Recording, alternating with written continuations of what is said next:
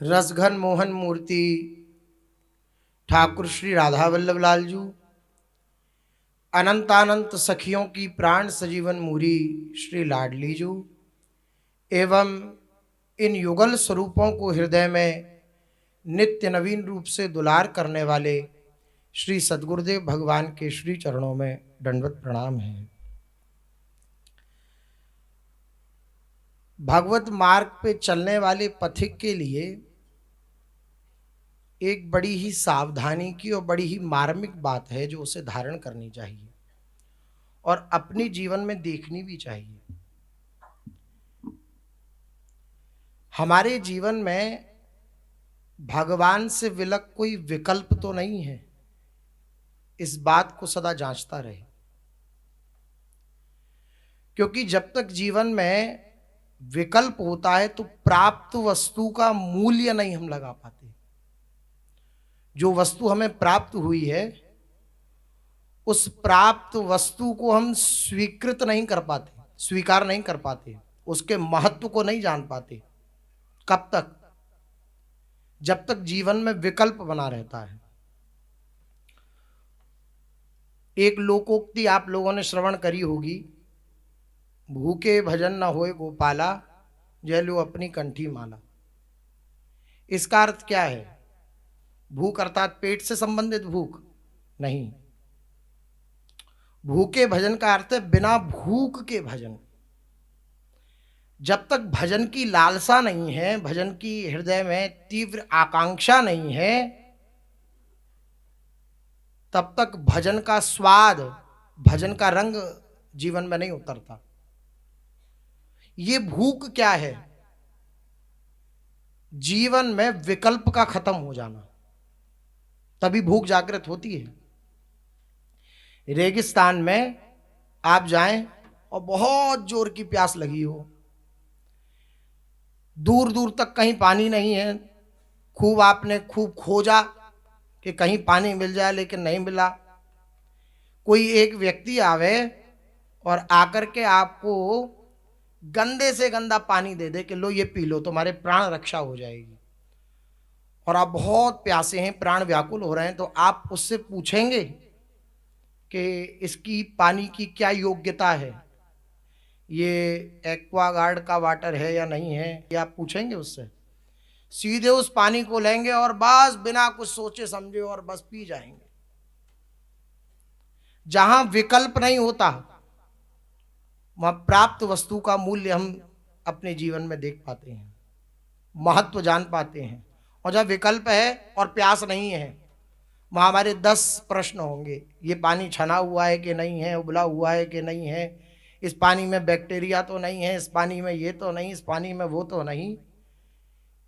उदाहरणार्थ ये कहने का तात्पर्य है कि जब जीवन में विकल्प होता है तो उत्तम से उत्तम वस्तु प्राप्त होने पर भी उस वस्तु का महत्व नहीं होता जीवन में। इसलिए सबसे दुर्लभ वस्तु हमें प्राप्त है नाम। पायो नाम चारु चिंतामणि, अब उर करते न खसे हो। प्राप्त तो हो गया ये चिंतामणि स्वरूप नाम, लेकिन उर करते न खसे हो, ऐसी आसक्ति प्रकट होना, उसके लिए आपके जीवन में कोई और विकल्प नहीं होना चाहिए। विकल्प का अर्थ समझते हैं? ऑप्शन। कि भगवान के भजन में सुख नहीं मिल रहा तो हमारे पास और साधन है सुख प्राप्त करने के। या हमारा सम्मान नहीं हो रहा तो और जगह है हमारे लिए सम्मान प्रदर्शित करने के लिए, या सम्मान हमें प्राप्त होगा ऐसी जगह बहुतेरी हैं। यहाँ हमें सुख की अनुभूति नहीं हो रही तो हमारे लिए और भी विषय हैं सुख प्राप्त करने के लिए, हम वहाँ अपने मन को लगा लेंगे। लेकिन आप सच मानिए, भगवत प्राप्ति की विकलता उसी भाग्यशाली के हृदय में प्रकट होती है जिसके जीवन में विकल्प समाप्त हो जाते हैं। नहीं है, अब कोई विकल्प नहीं है। बड़े से बड़ा सुख या बड़े से बड़ा दुख कोई भी उसके हृदय को प्रभावित नहीं कर रहा। उसका हृदय बस दौड़ रहा है प्रभु के श्री चरणों में। सुखद से सुखद वस्तु प्राप्त हो जाने पर उसके हृदय में हर्ष रूपी विकार नहीं है, दुखद से दुखद वस्तु प्राप्त हो जाने में उसके हृदय में दुख रूपी शोक रूपी विकार नहीं है। बस एक ही हृदय में लालसा है, कब निरखूं घनश्याम। ये उसी के जीवन में प्रकट होती है जिसके जीवन में विकल्प नहीं होते। बार बार ये बात हृदय में खोजने की है कि हम चैन से खा रहे हैं, चैन से सो रहे हैं, चैन से अपने जीवन को बिता रहे हैं। इसका सीधा सा अर्थ है हमारे जीवन में विकल्प है। हमारे जीवन में कोई ना कोई विकल्प है। एक लक्ष्य को प्राप्ति की इच्छा रखने वाला एक साधारण व्यक्ति, उसकी रातों की नींद गायब हो जाती है। और हमारी स्थिति यह है कि हम भगवान का भजन करने बैठते हैं, भगवान की कथा सुनने बैठते हैं, हमें नींद आने लगती है। क्या कारण है? इसके पीछे का कारण केवल इतना ही है, महत्व बुद्धि न होना, अपने लक्ष्य के प्रति दृढ़ बुद्धि न होना। वरना एक साधारण रुपया कमाने वाला या एक साधारण किसी पदवी की आकांक्षा रख के जीवन में उस लक्ष्य को दृढ़ रखकर अपने जीवन को चलाने वाले व्यक्ति की अगर दिनचर्या का दर्शन करें तो आप पाएंगे कि उसको रातों की नींद गायब है। उसको यही दिमाग में चिंता फितूर है कि समय इतना बचा है, इतने समय में मुझे इस पदवी को प्राप्त करने के लिए इतनी योग्यता हासिल करनी पड़ेगी। उसी चिंता में वो निमग्न है। उसको नींद नहीं है, उसको भूख नहीं है, उसको प्यास नहीं है, वो विकल है। इसी बात को तो देखा षट गोस्वामियों में श्री रूप जी ने कि अपने कार्य में जो उनका कार्य था उस कार्य को करने में इतने तल्लीन हो गए कि सेवक जो था वह मैदा या ऐसी कोई वस्तु बताते हैं उसको गोल करके दे गया तो उसे पी गए।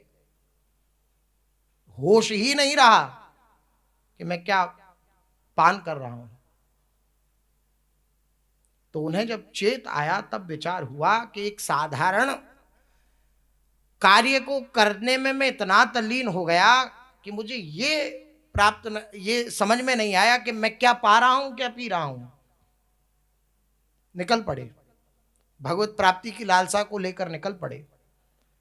कहने का तात्पर्य, एक साधारण लक्ष्य को रखने वाला मनुष्य जब अपने जीवन में ना भूख को देखता है, ना प्यास को देखता है, ना आराम को देखता है, ना विश्राम को देखता है, और हमारे जीवन में भगवत प्राप्ति रूपी सुदृढ़ लक्ष्य है, इतना बड़ा लक्ष्य है, जो लक्ष्य सबके द्वारा वंदनीय है, उस लक्ष्य को हमने धारण कर रखा है। और हमारे प्रमाद की स्थिति यह है कि हमें नींद भी अच्छी लगती है, हमें खाना भी अच्छा लगता है, सोना भी अच्छा लगता है। ये स्थिति है।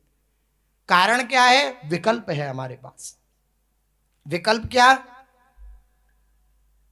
भगवान नहीं तो कोई और तो मुझे सुख दे ही देगा, ये विषय तो मुझे सुखी कर ही देंगे, और कोई वस्तु मुझे सुखी कर ही देगी, और कोई पदार्थ मुझे सुखी कर ही देगा, और कोई स्थान मुझे सुख प्रदान कर देगा, और कोई दृश्य मुझे सुख प्रदान कर देगा, और कोई व्यक्ति मेरे हृदय की बात को जान करके मेरे को सुखी कर देगा।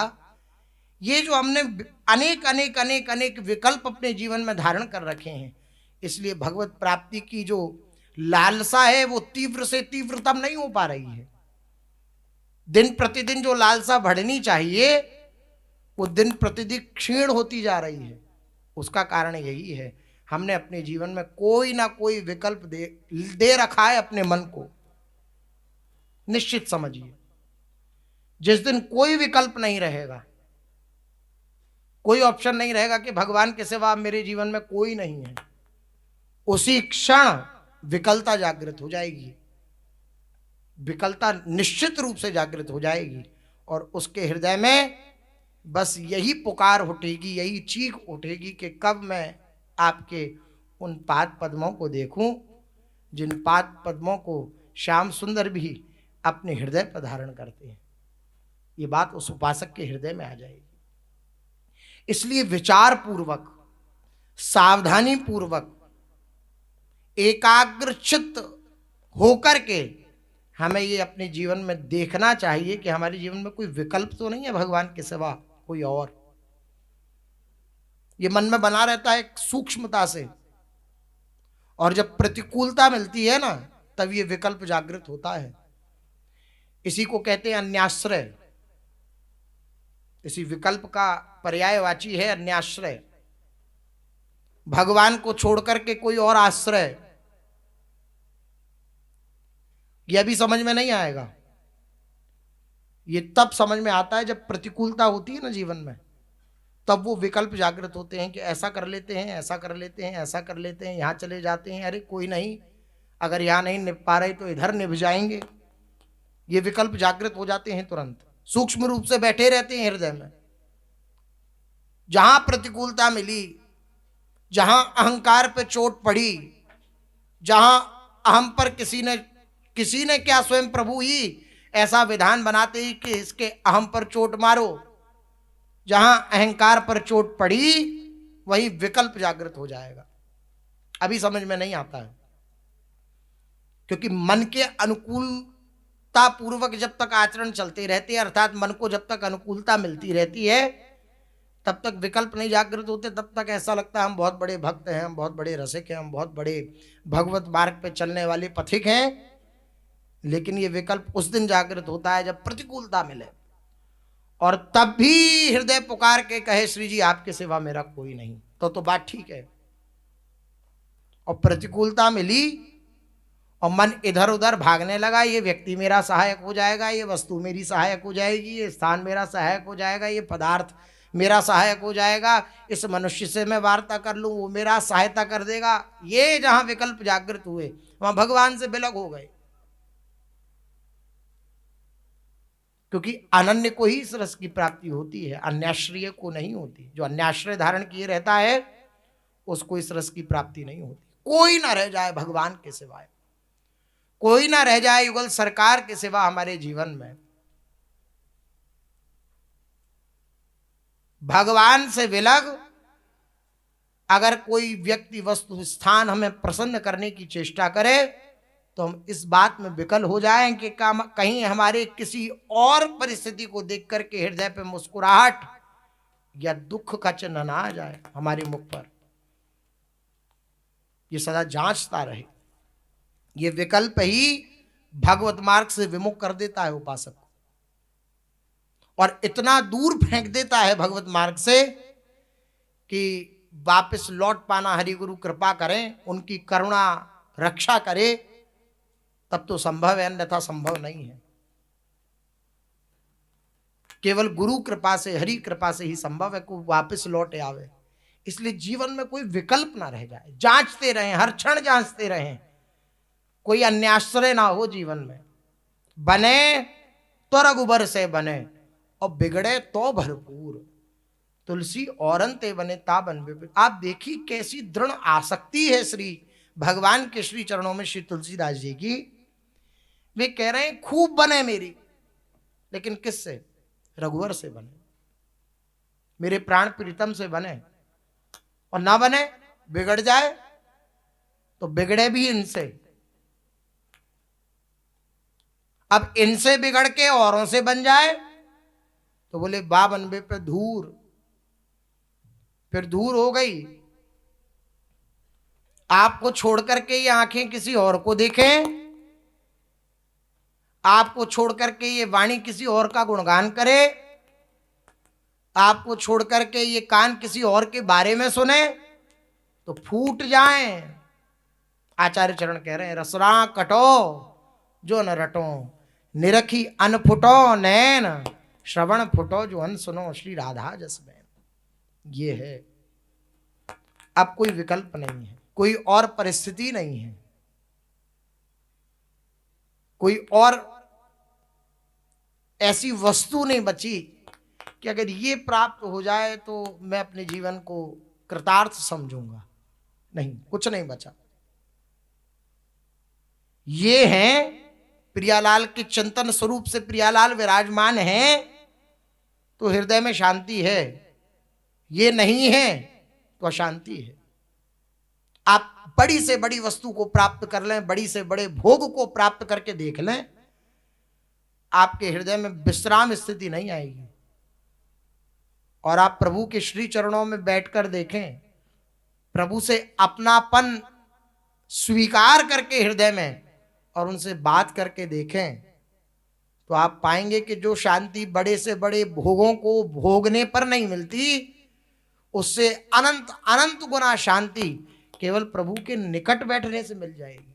केवल निकट बैठने से, अपनेपन के साथ, ये मेरे हैं, ये हृदय में धारण करके और हम प्रभु के निकट बैठे हैं। ये भी एक बहुत बड़ा भजन है।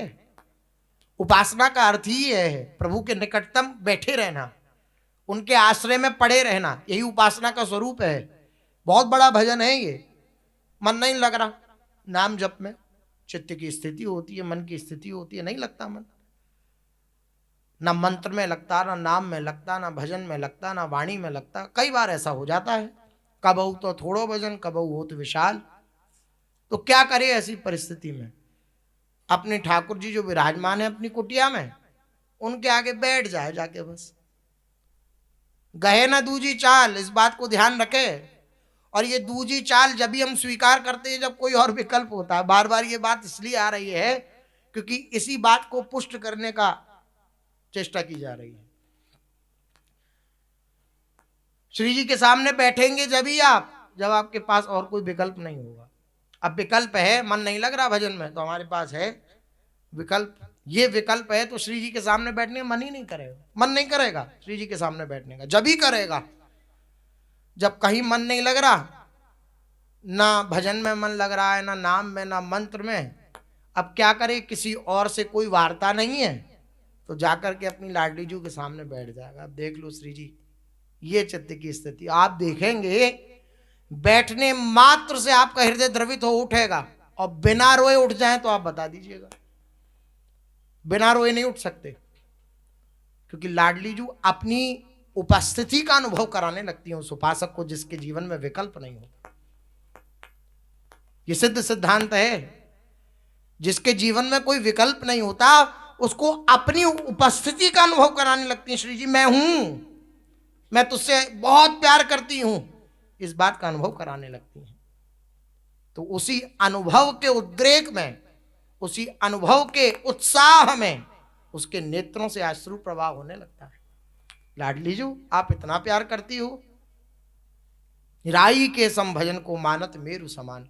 और आप विचार करें अगर, तो राई के समान भी भजन नहीं है अपना, लेकिन फिर भी लाडली जी की करुणा, फिर भी लाडली जी का वह उदार स्वभाव, जिस उदार स्वभाव पर आसक्त हैं उदार शिरोमणि श्री कृष्ण भी।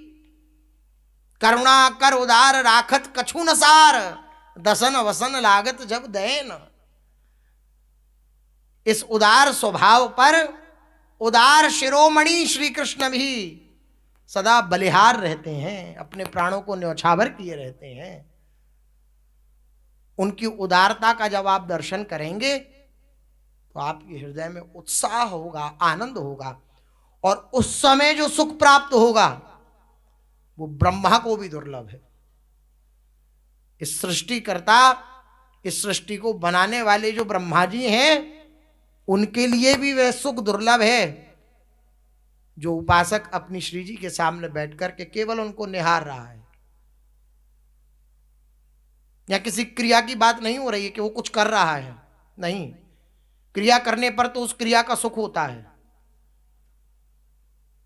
केवल बैठा है, जैसे बालक अपनी मां के सामने बैठ जाए और अपनी मां को निहारने लगे,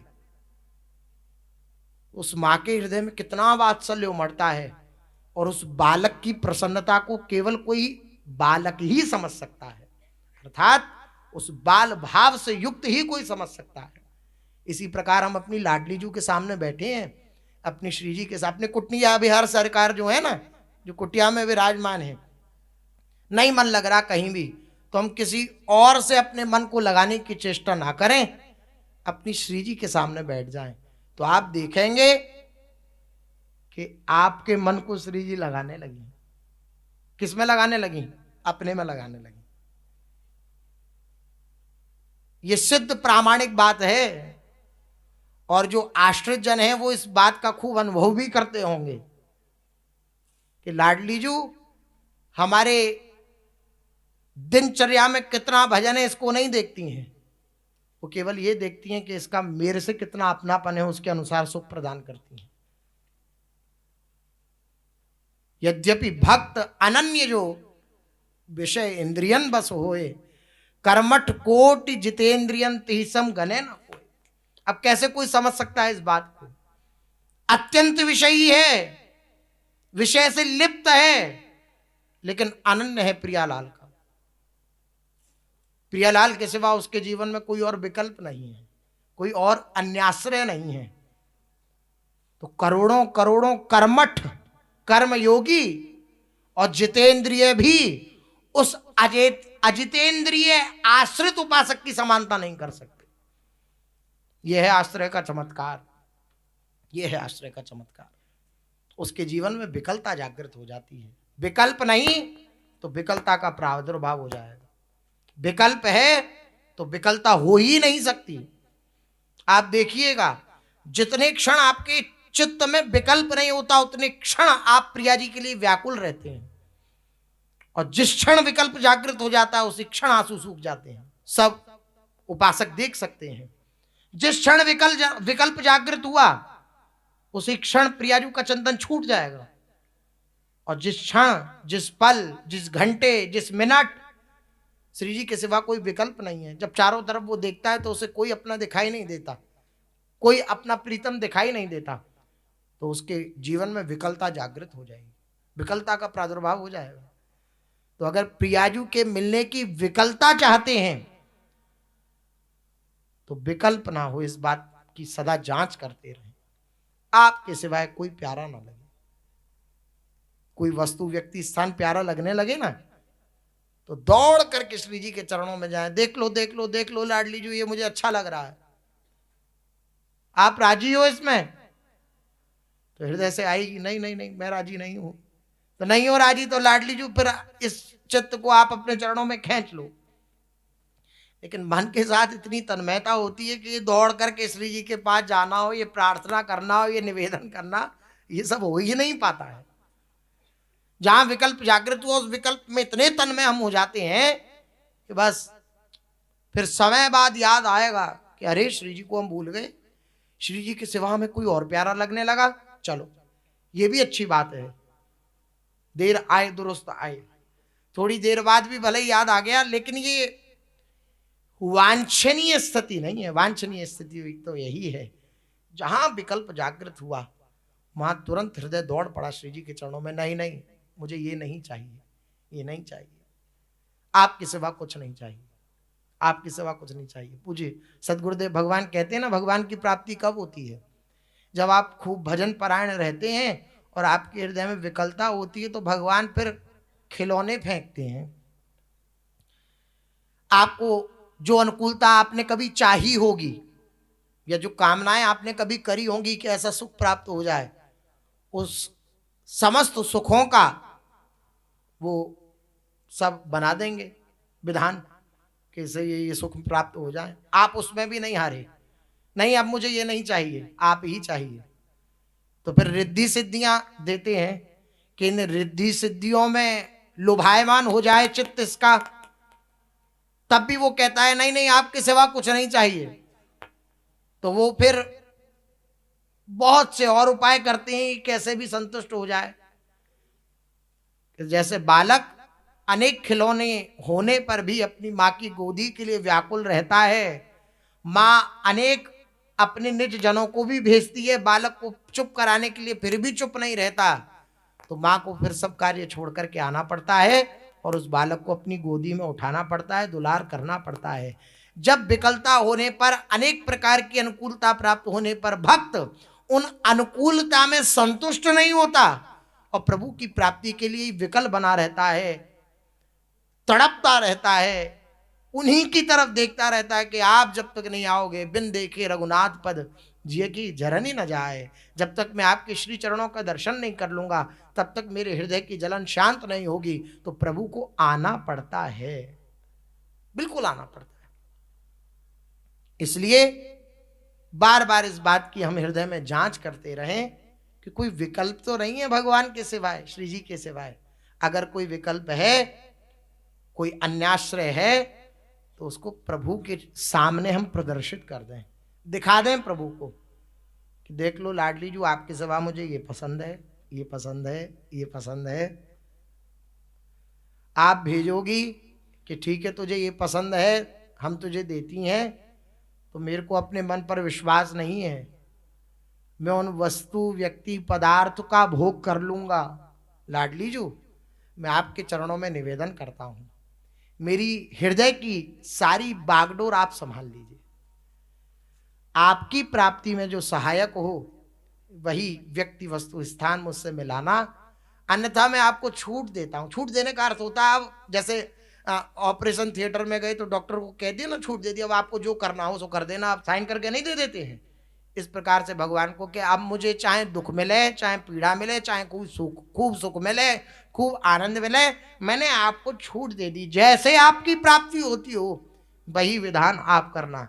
जब आप इस प्रकार से भगवान को छूट दे देंगे ना, तो भगवान फिर अपने इच्छा अनुसार बर्ताव करेंगे, अपनी इच्छा अनुसार विधान बनाएंगे।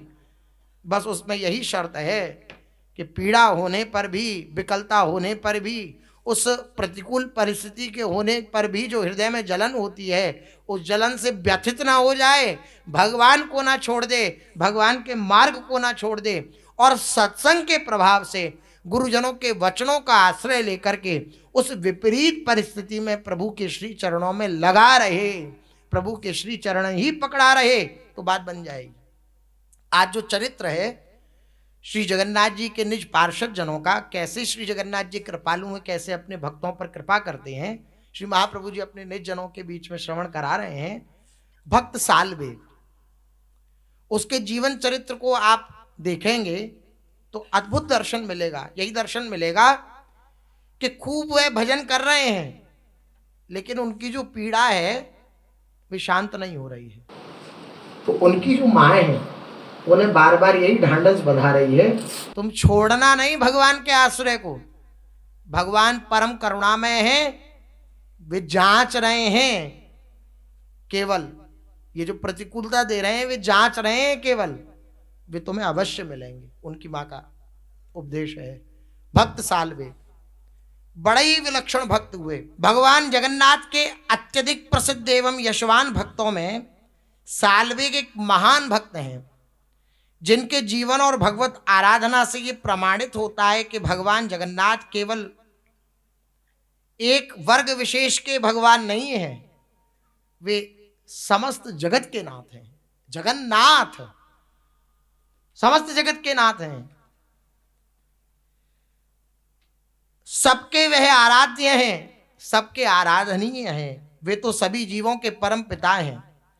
उड़ीसा में कटक नामक शहर में लालबाग नामक स्थान में जहांगीर कुली खां या लाल बेग जिन्हें कहा गया, लाल बेग नामक अत्यंत दुर्दांत मोगल पठान निवास करता था। इन्हीं के पुत्र होंगे सालवेग। उसी के पुत्र थे श्री सालवेग जी। लालवेग मूलतः बिहार का सूबेदार था, परंतु बंगाल के सूबेदार की मृत्यु के कारण इन्हें बंगाल और उड़ीसा का सूबेदार बना दिया गया था। एक समय वे जगन्नाथपुरी पर आक्रमण करने के लिए निकल पड़े और रास्ते में दंड मुकुंदपुर गांव से गुजरते हुए एक युवा, उसने देखा एक कन्या को तालाब में स्नान कर रही थी। तो उस कन्या के उस अपूर्व रूप लावण्य को देख करके वे मोहित हो गया और बलपूर्वक उस कन्या को उठाकर ले गया, विवाह कर लिया उसके साथ। उस कन्या का नाम उसने फातिमा बेगम रखा, लेकिन उसका नाम था ललिता। कुछ दिनों के उपरांत उसके द्वारा लाल बेग को एक पुत्र की प्राप्ति हो गई, तो उसने अपने नाम के अनुरूप उसने अपने पुत्र का नाम रखा। बोले मेरा नाम लाल बेग, तो इसका नाम सालवेग। सालवेग अपनी माता के साथ कटक में ही रहकर क्रमशः बड़े होने लगे। युद्ध कौशल में भी निपुण विशारद हो गए। एक बार एक युद्ध में वे शत्रु पक्ष के द्वारा अत्यधिक जख्मी हो गए। कहीं युद्ध हुआ और ऐसा घाव हुआ उनके कि वे घाव बहुत गहरा हो गया, वो ठीक नहीं हो रहा था।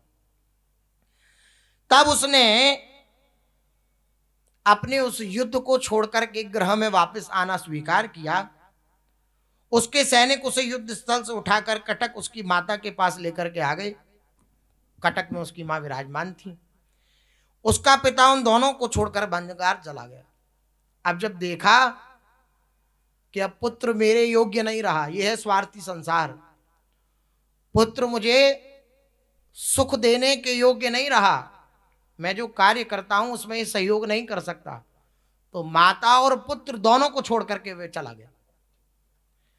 अपने पुत्र की ऐसी असहाय अवस्था देख करके जब उन ललिता जी ने अपने पुत्र साल्वेग की ऐसी अवस्था देखी तो बड़ी मर्माहत हुई मां,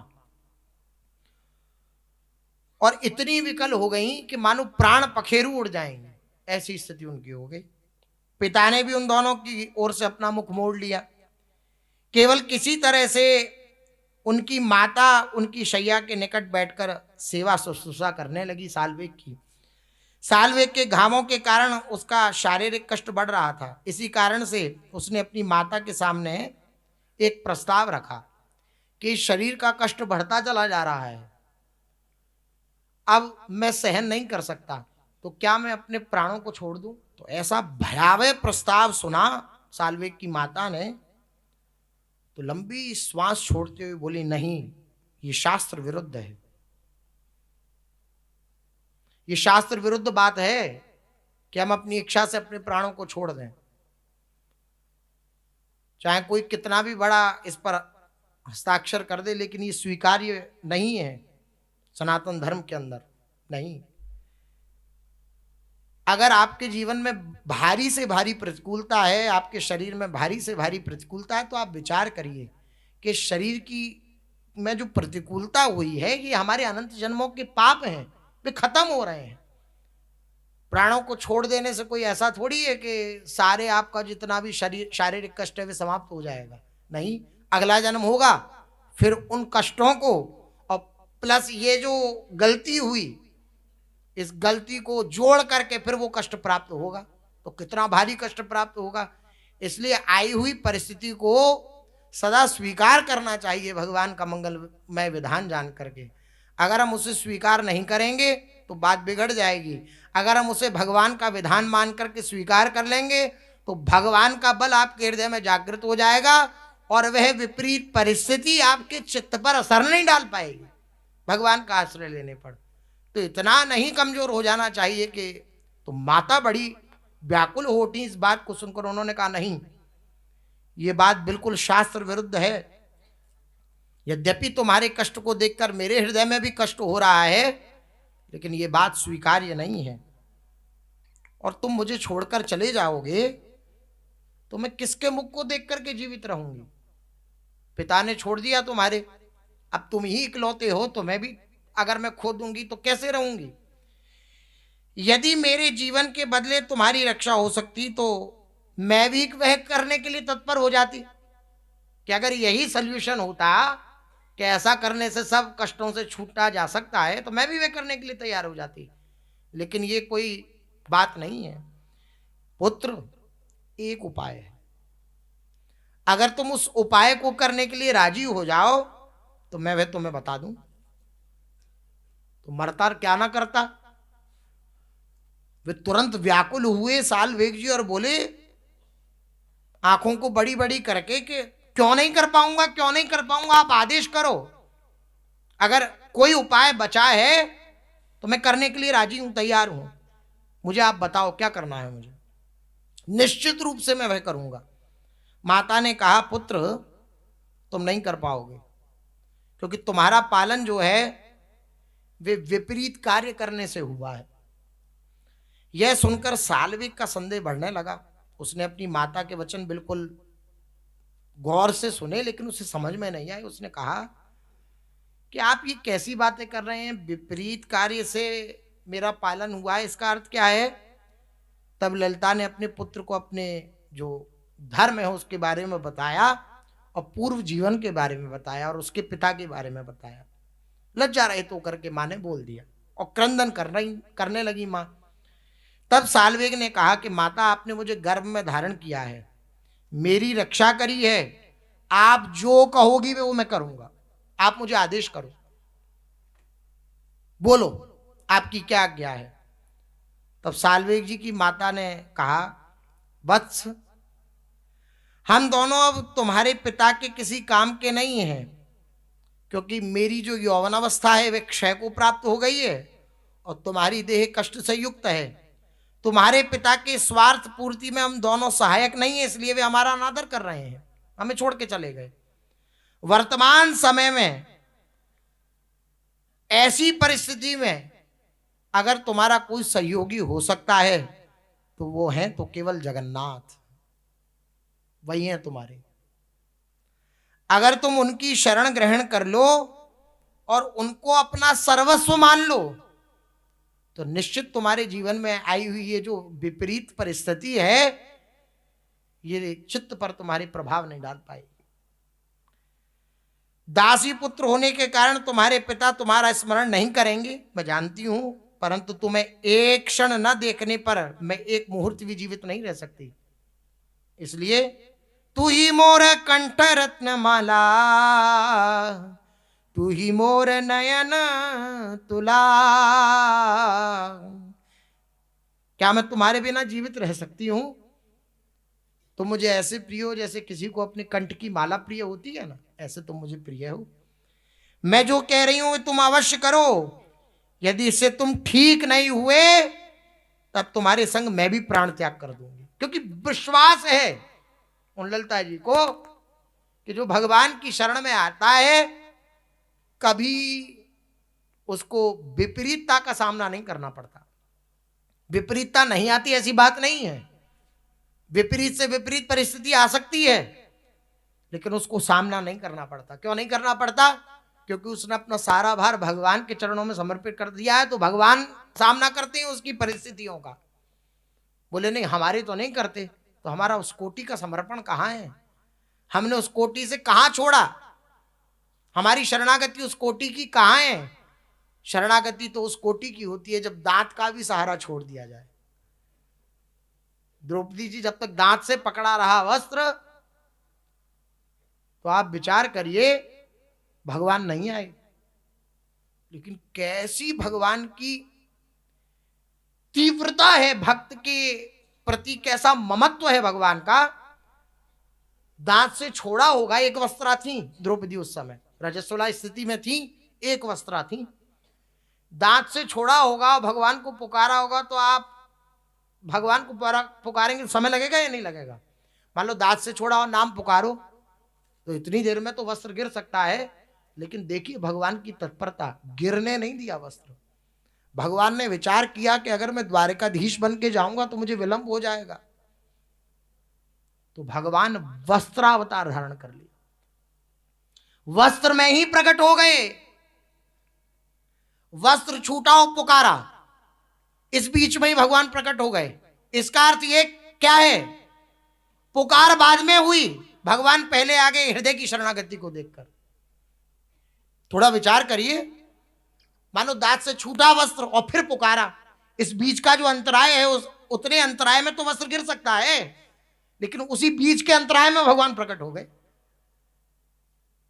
नाम भी बाद में स्मरण हुआ, हृदय की शरणागति हो गई, हृदय ने स्वीकार कर लिया अब केवल श्री भगवान के सिवा मेरे कोई रक्षा नहीं कर सकता। तो नाम का उच्चारण बाद में हुआ, भगवान का वस्त्रावतार पहले हो गए। थोड़ा सा विचार करें अगर इस लीला पर तो पाएंगे कितनी सूक्ष्म बात है। वस्त्र छोड़ा दांत से और नाम पुकारा, उस बीच का अंतराय जो है उसी में बात बिगड़ सकती थी, लेकिन बिगड़ने नहीं देते प्रभु।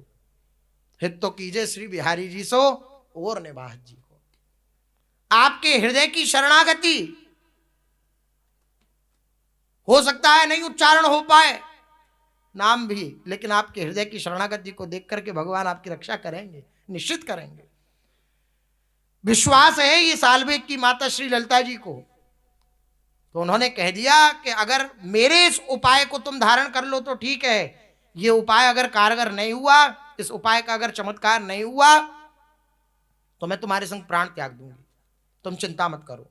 तब साल्वेग बोले, हे मां, आप मेरी माता हो, मैं आपकी वाणी को सत्य करके मानूंगा।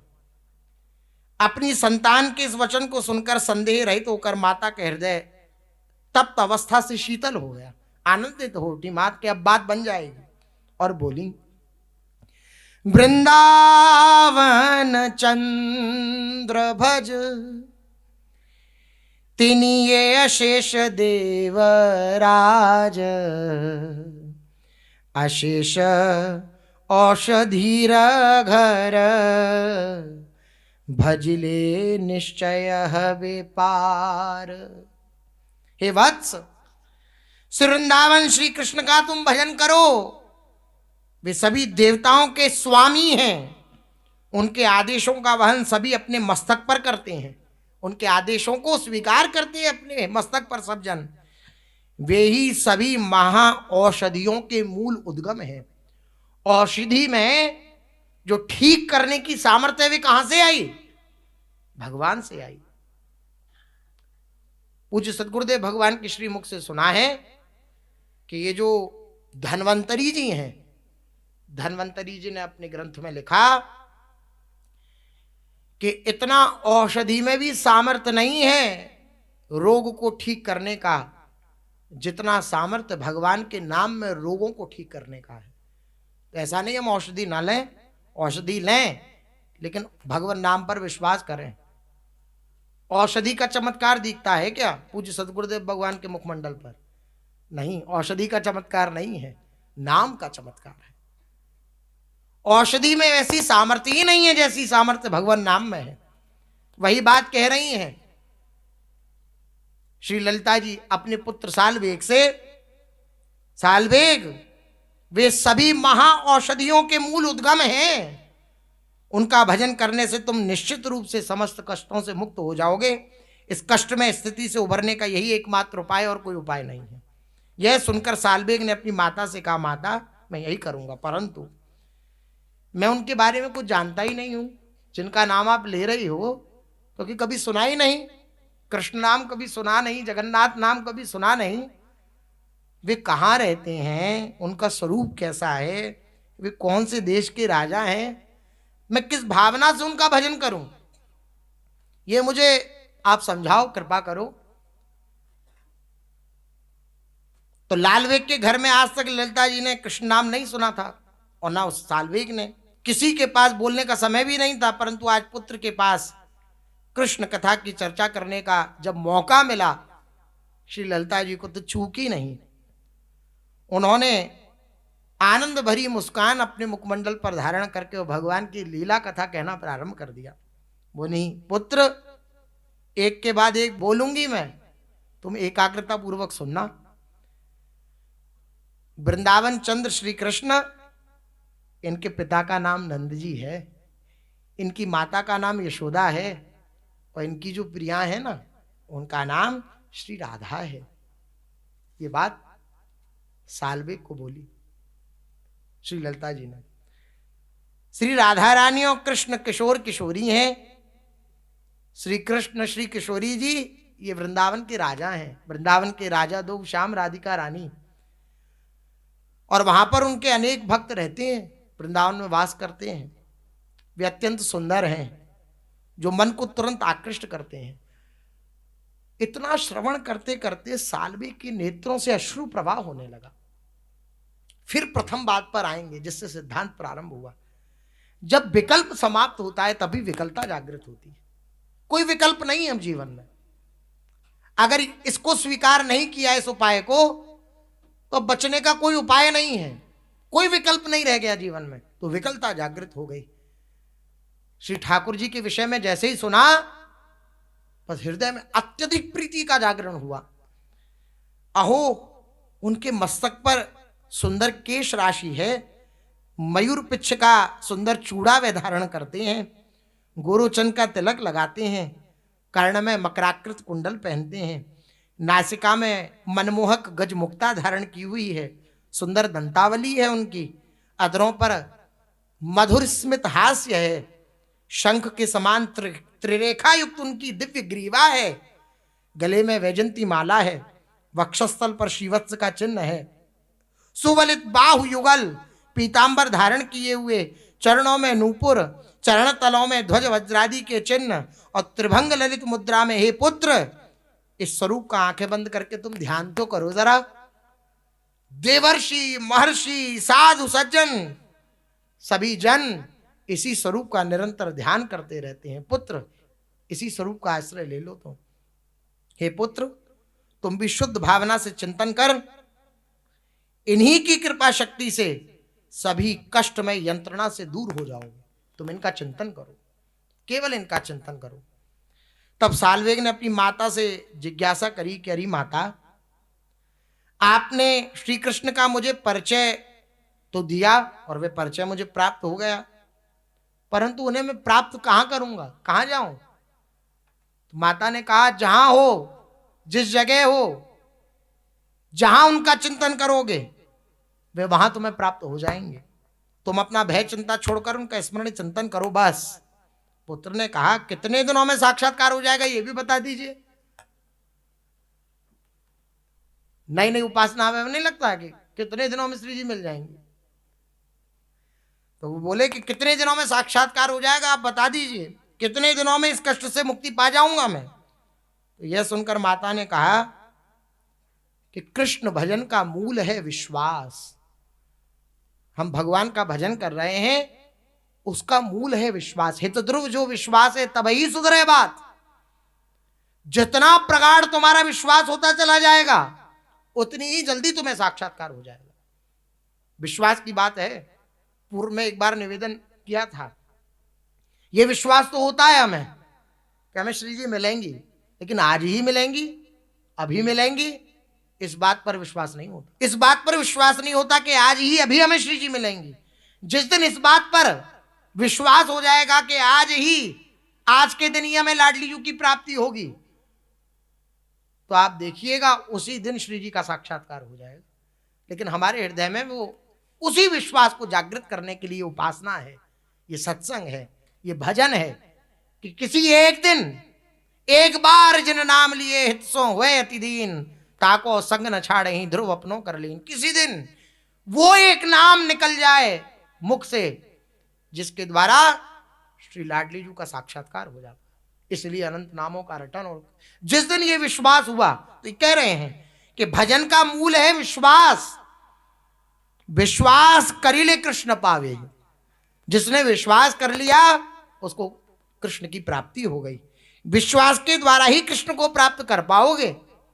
जब श्री ललिता जी ने ऐसा कहा कि तुम सभी संदेहों को मन हृदय से हटा करके अपने हृदय में विश्वास धारण कर उनका भजन आरंभ करो, और मैं अपने विश्वास से कहती हूं कि 12 दिनों में तुम्हें कृपा की प्राप्ति हो जाएगी।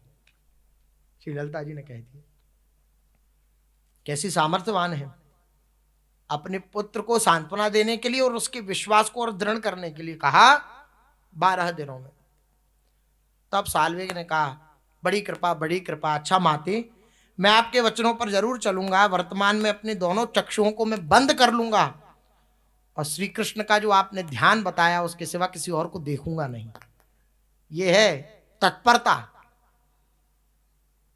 इसे कहते हैं तत्परता। कैसी तत्परता? बोले अब मैं किसी को नहीं देखूंगा। आपने जो ध्यान बताया है ना, उसी ध्यान को मैं अपने मानस पटल पर अंकित करने का प्रयास करूंगा आपकी कृपा से, क्योंकि आप गुरु स्वरूपा हो। आपने मुझे उपदेश किया है तो आपकी कृपा से मैं उसको अंकित करने का प्रयास करूंगा।